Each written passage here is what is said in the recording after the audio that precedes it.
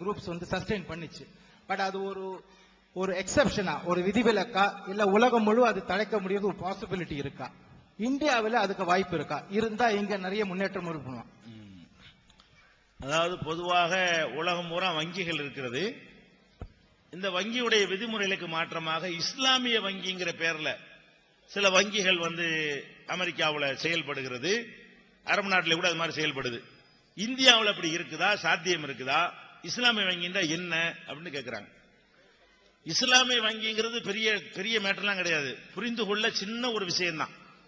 என்ன அடிப்படைன்னு கேட்டா, வங்கிகளுடைய எல்லா கொடுக்கல் வாங்கலுமே வட்டியை அடிப்படையாக கொண்டு தீர்மானிக்கப்படுகிறது. வங்கியில நீங்க போடுற டெபாசிட்டுக்கு வட்டி தருவாங்க, நீங்க வங்கியில கடன் வாங்கினா உங்கள்ட்ட வட்டி வசூல் பண்ணுவாங்க. அப்ப நம்ம போடுற காசுக்கும் வட்டி, நம்ம வாங்குற காசுக்கும் வட்டிங்கிற அடிப்படையில் அது முழுக்க முழுக்க வட்டி தொழிலாகத்தான் எது நடக்கிறது? வங்கி நடக்கிறது.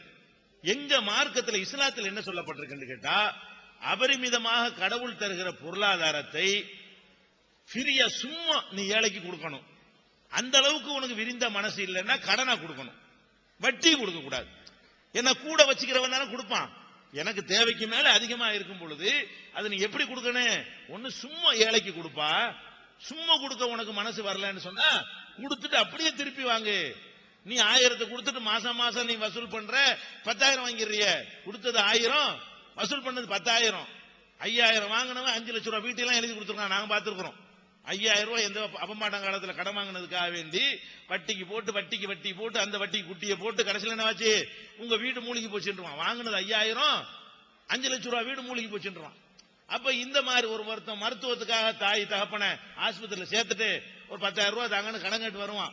10,000 ரூபாய் தான் வட்டி அப்படின்னு சொல்லி இதெல்லாம் ஒரு சுரண்டல். இஸ்லாம் என்ன பண்ணுதுன்னு கேட்டா, இந்த வட்டி வங்கிகள்ல முக்கியமாக இருக்கிற காரணத்தினால், அது எங்களுக்கு தடுக்கப்பட்ட காரணத்தினால் வட்டி இல்லாமல் தான் வங்கிகள் நடத்த வேண்டும். மக்களுக்கு சும்மா தான் கடன் கொடுக்கணும். அரசாங்கம் வந்து வட்டிக்கு கடன் கொடுக்க கூடாது. கடன் அபரிமிதமான பணத்தை டெபாசிட் பண்ற பணத்துக்கு அரசாங்கம் வட்டி தர வேண்டாம். அரசாங்கம் கடனா கொடுக்கிறதுக்கு வந்து வட்டி வசதி சேவை செய்யுங்க அரசாங்கம் அப்படின்னு இஸ்லாம் சொல்லுகிறது. இது அரபு நாடுகள்ல எல்லாம் இதை வந்து ஓரளவுக்கு என்ன செய்யறாங்க, அங்கெல்லாம் லோன் போட்டீங்கன்னா உங்களுக்கு சும்மா கடனா தான் தருவாங்க. வாங்கின லோனை கட்டினா போதும், அதுக்கு வட்டி போட்டு உங்களை கட்ட சொல்ல மாட்டாங்க. என்ன வாங்குறீங்களோ அதை கட்டுங்கன்னு சொல்றாங்க.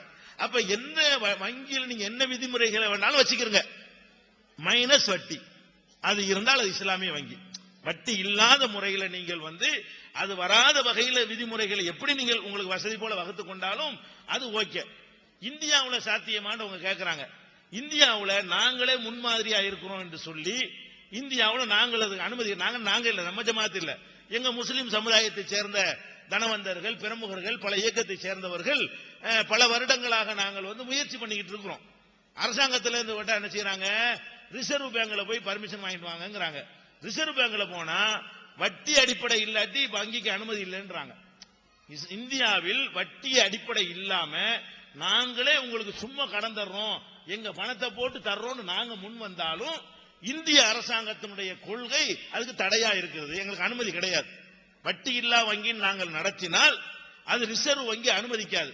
அனுமதிக்காட்டி என்ன செய்ய முடியாது, பணத்தை கொடுத்து வாங்கலாமே தவிர நாங்க டிடி கொடுக்க முடியாது, செக் பாஸ் பண்ண முடியாது, செக் புக் தர முடியாது. நாங்க கொடுக்கிற செக்குக்கு எந்த ஒரு வேல்யூ இல்லாம போயிடும். அது மாதிரி வேண்டாம், நீங்க சும்மா வட்டி இல்லா கடன் கொடுத்துக்கலாமே தவிர ஒரு வங்கிக்கு உரிய வட்டி இல்லாமல் வங்கிக்குரிய அனைத்து சலுகைகளும் எங்களுக்கு கிடைக்குமான்னு கேட்டா கிடைக்காதுன்னு சொல்லுது. அதாவது அரசாங்கம் தானும் மக்களுக்கு வந்து வட்டி இல்லாம கடன் கொடுக்க மாட்டேங்குது. கொடுக்க நாங்க முன் வர்றோம்யா, நாங்க உபரியா வச்சுக்கிற பணத்தை வட்டி இல்லாம நாங்க மக்களுக்கு கடனா கொடுக்குறோம்யான்னு கேட்டா அதெல்லாம் முடியாது. ஏன்னா நாங்க கொடுத்துட்டு வைங்கள அவங்களுக்கு வட்டி கிடைக்காது, கொள்ளடிக்க முடியாது. அரசாங்கம் வட்டியில தான் கொள்ளையடிச்சிட்டு இருக்கிறது.